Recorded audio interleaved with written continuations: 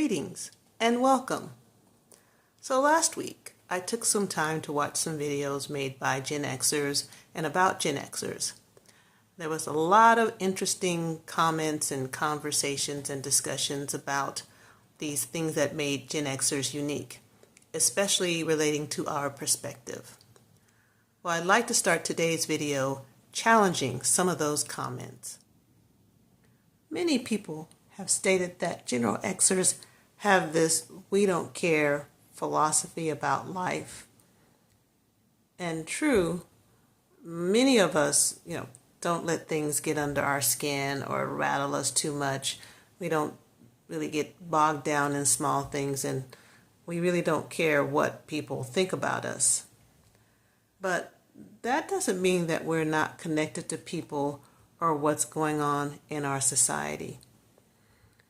The better way to think about how Generation Xers think about what's going on in our country right now is we just don't tolerate foolishness.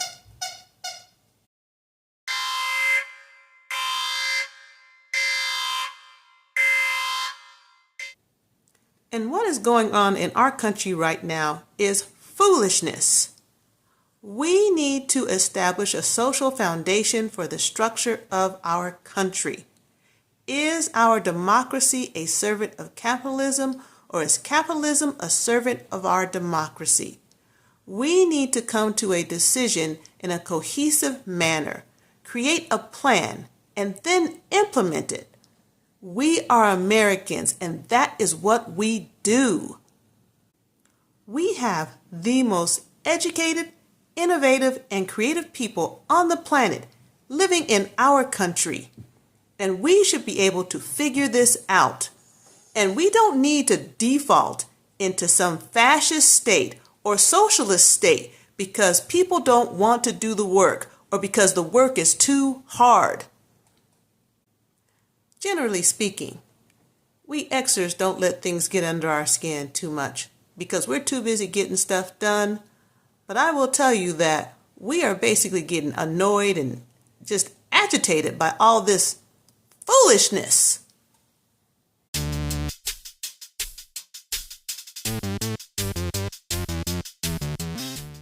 So once again, we are a representative democracy, which means we have both the responsibility and leadership that's guided through our decisions. We, the people. So, let's get to work.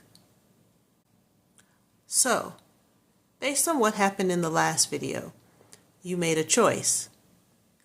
Did you do your homework?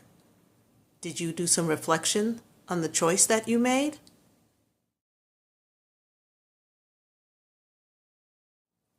If you want to put in your thoughts and reflections, please feel free to do so in the comment section. Remember, this is a personal question and personal reflections, so when making comments about what people have put into that section, please do so positively. Do not engage in all that foolishness that's going on in our country right now. And while you're at it, please remember to hit that like and subscribe button. Continuing our conversation about responsibility and leadership, here's where those two ideas commingle.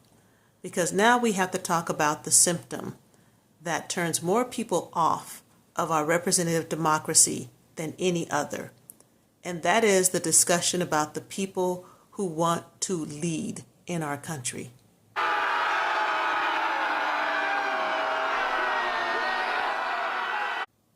But I have to give these individuals some credit because at least they are willing to want to do the job, whatever their reasons.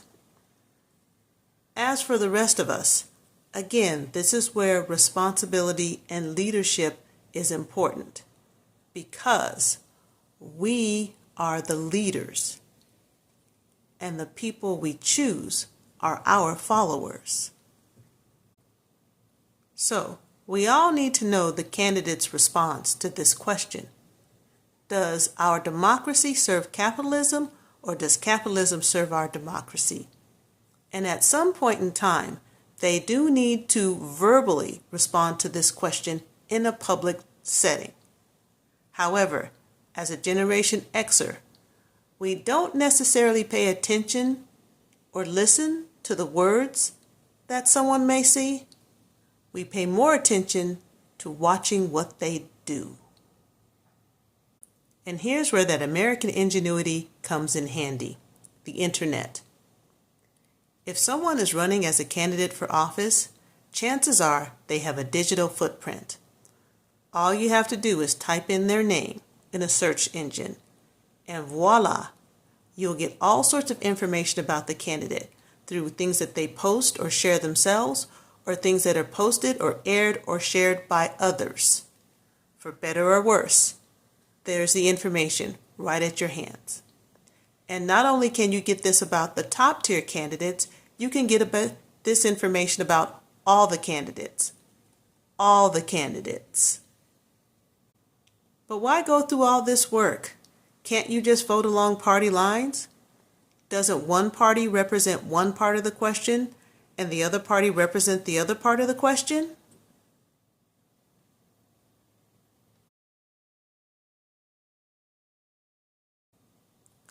My bad. I understand the confusion. Here's another history lesson.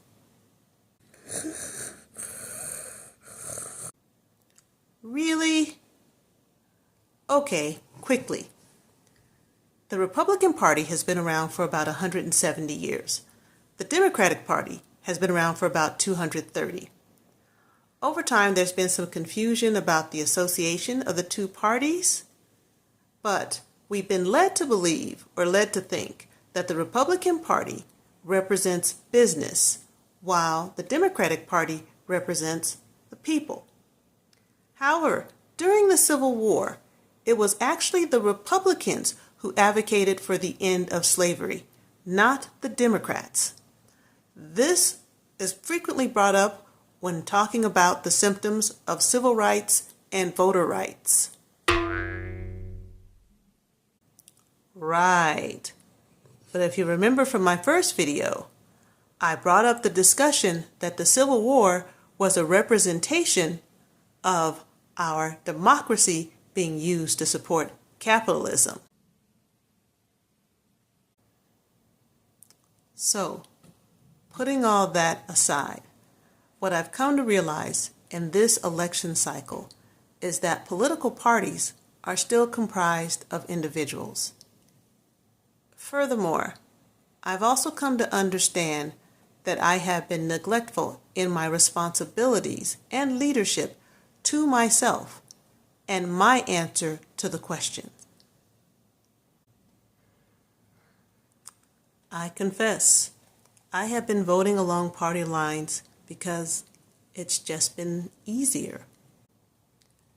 As I said earlier, in this election cycle, I have become very aware of the power of conviction versus words. And I'm not talking about the words that politicians use to get elected to office. I'm talking about the actions that politicians take when given the power to lead and make decisions. I have watched Republicans performing lives of military service, and then while in office, voting to maintain and sustain programs that benefit millions of Americans. At the same time, I have learned about Democrats sitting on economic committees, getting information about economic events, and then using that information for financial gain. That's called insider trading, and that's illegal for most of us. But then these same politicians turn around and create laws and rules that make it okay for them to do. So how can any of us truly be connected to a political party? And that's my point. We are the leaders, and the people that we choose to sit in office are our followers. That's what makes this country great. But first, we have to do the work. We have to learn everything relevant about those individuals who are asking for your support to put them into those seats of office. We have to ask them the question, do you believe that the democracy serves capitalism or capitalism serves the democracy? And then based on their actions and their behaviors, does that individual truly represent you? This is your homework. Find the digital footprint of your candidate and see how they're expressing the issue in their professional, political, and personal life. Next week, I'll come back and share my findings. But make sure you do your homework. Thanks for watching.